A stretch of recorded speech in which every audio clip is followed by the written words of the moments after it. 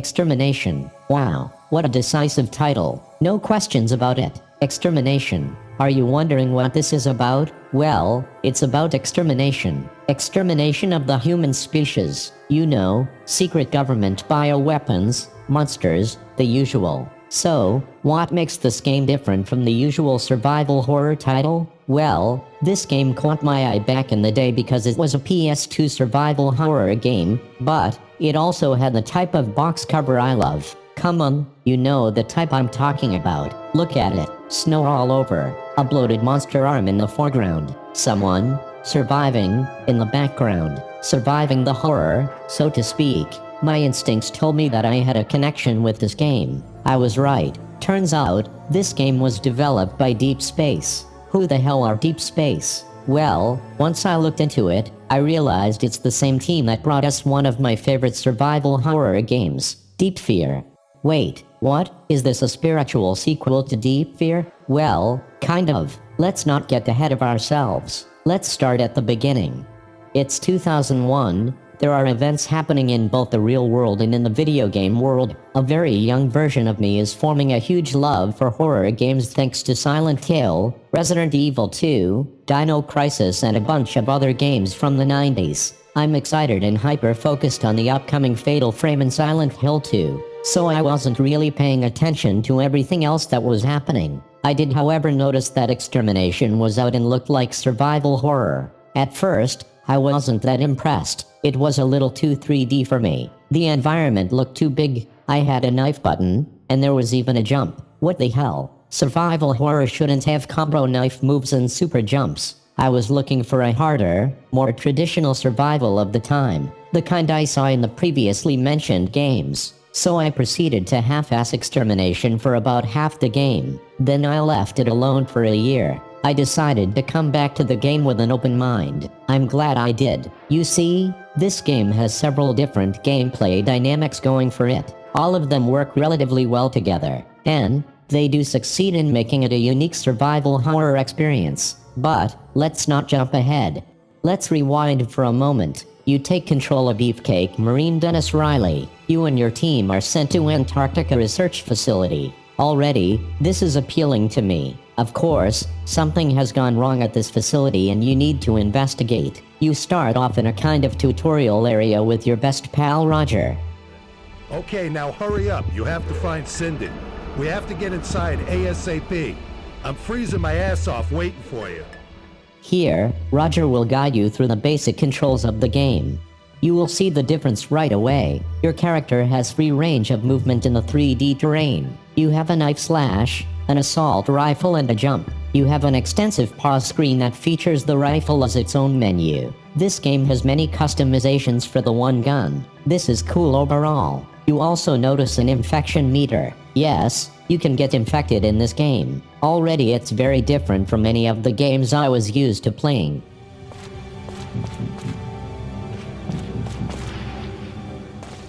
So you jump over a few death traps and you follow Roger into the facility through a fan. It's only clear for 1 second. Once you get inside the facility, you realize this place has gone to shit. It seems abandoned, and Roger doesn't like it. This looks bad. Just doesn't feel right. Right off the bat you see that your character's animation is very smooth and limber. Dennis is very responsive to the 3D controls. One of your first tasks requires that you crawl through a vent, Metal Gear style. I always like this. It's especially smooth in this game. Anyway, you very quickly realize something is wrong in this facility and you get a glimpse of what the monsters are going to look like. Initially, you have to deal with these little slimy worm things. At first, they are a big pain in the ass. Luckily, your gun has an instant lock-on feature, so you can shoot them easily. But I recommend that you use your knife to kill them. It's free, and you need to get used to it. The knife is actually a great weapon, and will save your ass often. These little worms are hiding in everything. You break boxes and reveal items, but most of the time there's a bunch of worms hiding in there. The second type of enemy is what your pal Roger turns into. Yes, Roger has now become a weird tyrant glob of crap. Again, this reminds me of the enemies in Deep Fear, with a clear Resident Evil 2 influence. Roger! Well, Ah! Dennis! Some random character saves you from Roger, and your adventure in this facility begins. Things are already out of control here. Please listen to what I'm telling you. Get out of here as soon as you can. The game follows the basic backtracking structure. So, you'll be opening doors, getting passcodes, keycards, etc. There are a few innovations, however. The first is the battery system. The game provides you with a battery that you use for various things. Turning on elevators, opening certain doors, stuff like that. But you also use it for saving your game. This adds an extra level of survival to the game. If you don't have a battery charging station nearby, you may not be able to save your game. This means you have to keep an eye on your battery charge often. You'll later get upgrades for the battery. There are a few times where you will struggle to save, but most times, you will have a battery charge station close to a save point. You will have a harder time finding ammunition. Most of the nicer gun customizations require ammo refills. The regular bullets can be refilled for free, but only if you find a gun refill point. They are tough to find. You can also get bullet capacity upgrades. There is also a shotgun attachment, a grenade launcher, a flamethrower. You also get light attachments, a night vision scope and a sniper scope. The point is, you will spend some time customizing your gun. The game also features Tomb Raider-style climbing, shimmying, and jumping. A few of the jumps can be a huge pain in the ass. If you haven't saved recently, you better hope you make the jump, because it's game over if you fall. There are also some parts that require you hang across areas and make a calculated jump. This is tough, but only when there are annoying bats around. This is why you should try to kill everything from far away, whenever possible. If you leave bats or little enemies alive, they will infect the shit out of you. Speaking of infection, it's easily the most frustrating part of this entire game. It's extremely important that you manage your infection percentage at all times. Usually, it stays below 50% if you play the game wisely. But, if it ever gets above 50%, you need to use certain items to suppress it. You can get rid of the infection entirely if you use a vaccine in these random chambers that exist throughout the game. They are usually located near save points, so it's convenient once you know where they are. But, I'm warning you now, do not let the infection get to 100%. If you do, Dennis gets this weird alien growth on his back that constantly kicks your ass and takes your health down as you walk. You can end up using all of your healing items just to keep yourself from dying. If you are out of vaccines, you may as well load an old save game. You will not survive the infection. The first time I played the game, I was infected within an hour and wasted all of my healing items. If you get stuck with an infection and no items to heal it, you will be forced to start a new game. Aside from the jumps, the infections and the monsters, you also have various other hazards. The facility security system, for example. These guns are usually everywhere and shoot anything they see. They could help take down some enemies for you, but they usually just shoot you in the ass. You can disable them by cutting their power with your knife. Later on, you realize that even the water here is your enemy. Yes, the water attacks you. This is a cool story plot point, but also a good excuse to make a cool enemy. Dennis and his buddies realize that even the water has been infected here. This means you can't stand around puddles for too long. They will come to life and either spike your ass or throw shit at you. I thought this was really cool. You can unknowingly end up standing on some water without realizing it. There's also all kinds of infected walls and weird guns. The final hazard, and one of my favorites, is walking outside of the facility. Yes, there are some parts that require you go out in a blizzard. This is really cool. You can only survive if you find a key item, the parka. On top of that, there are these large animals outside, reminding me once again of Deep Fear. In fact, walking outside in the blizzard reminds me of walking on the ocean floor. I love these types of areas. They add a level of immersion to the gameplay. To answer the earlier question, No, this is not a sequel to Deep Sphere, but there is a connection. It was first pitched as a sequel to Deep Sphere for the Dreamcast. That idea didn't work out, but at least we had many of those staff members work on this game instead. I'm fine with that.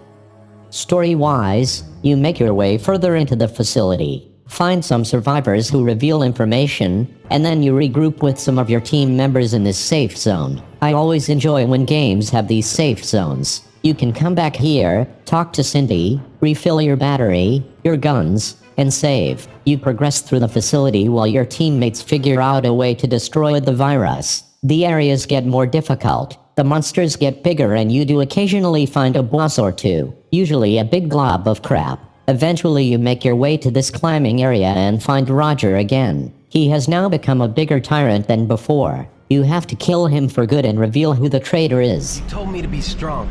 I believed in those words, but what matters most is that I believed in you. No surprise, there is always some traitor in these games. You've been shot. Who did this? The Major. What? The last part of the game features this cool zipline item that easily brings you back to the first area. I really wish they used this item more. It makes backtracking much easier. Like most horror games, this has a decent but not perfect map, so finding your way can sometimes be annoying. By the way, I haven't mentioned the voice acting in this game. I have to say, it's pretty good. The dialogue is very well done. The characters are clear and interesting, the interactions are believable, and the pacing is smooth. Excellent! A perfect shot of our hero who destroyed the monster. You're from Special Forces, right? You came to destroy this facility. This is light years ahead of Deep Sphere, although I loved the dialogue in Deep Sphere. What? I heard that the European version of Extermination had different voice acting and a slightly different looking hero. I checked it out, and I must say, I really dislike it. Dennis and Rogers sound very bland. We gotta get inside ASAP! I'm freezing my ass off waiting for you! The quirkiness of the US version is gone, and it feels too serious for me. I'll keep looking around. I'm gonna get the story of the century here. I don't know what it is about cheesy voice acting in these games that I love so much, but the US version of Extermination is full of it, just the way I want it. It's too late now. I'm dead. The graphics and the audio are both nice, with some standout music tracks.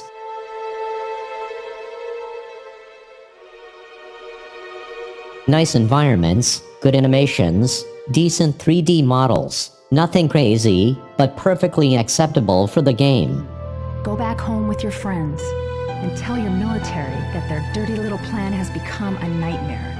Anyway, getting back to the story, you figure out a way to stop this virus and escape the facility. All the other characters are either dead or monsters now. Looks like a father and son reunion. Guess what? It's time to finish both of you. You and the survivors head out of the facility and are attacked by the last boss. The final boss fight is actually pretty cool. The first stage consists of you getting on these turret guns and shooting this sea creature away.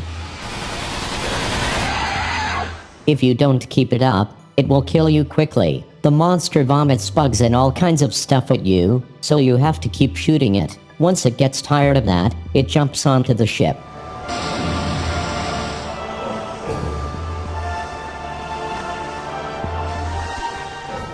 Man, is this part annoying. You have to use your strongest weapons and make sure you get a decent hit. There are all kinds of little enemies around, and the boss is relentless. It really feels like a proper final boss. Once you finally win, you are treated to the satisfying ending of the story. Well then, let's go inside. It's cold out here.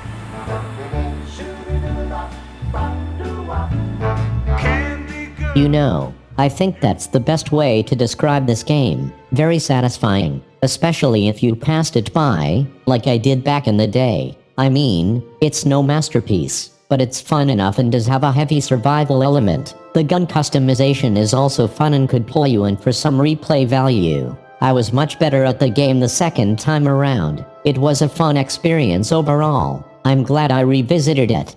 And now, I have to find my way out of here. What in the world is this? Some kind of dimensional shift, maybe. I better not touch it if I want to stay in one piece.